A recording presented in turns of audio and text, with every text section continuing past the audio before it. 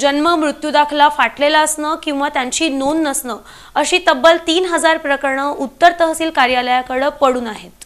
November 2023 पासूनची ही प्रकरणं प्रलंबित आहेत। यामुळे शाळा प्रवेश, पासपोर्ट काढणं, वारस नोंद, विवाह प्रमाणपत्र, आधार कार्ड काढणं या कामांमध्ये नागरिकांची अडचण होत आहे। प्रलंबित प्रकरणांकडे दुर्लक्ष करून ठराविक प्रकरणं निकाली निघत आहेत।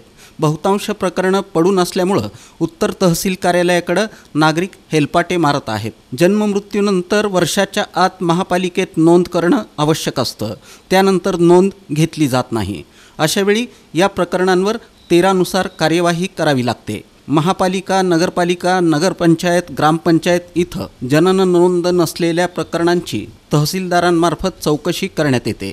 त्यानंतर जन्म मृत्यूची नोंदणी अधिनियम 1969 मधील कलम 13(3) नुसार नोंदणी करून तसा आदेश संबंधित स्थानिक स्वराज्य संस्थेला केल्यास नोंद गृहीत धरून जन्म अथवा मृत्यू दाखला दिला जातो। 13(3) ची प्रकरणं यापूर्वी म्युनिसिपल कोर्टात निकाली काढली जात होती।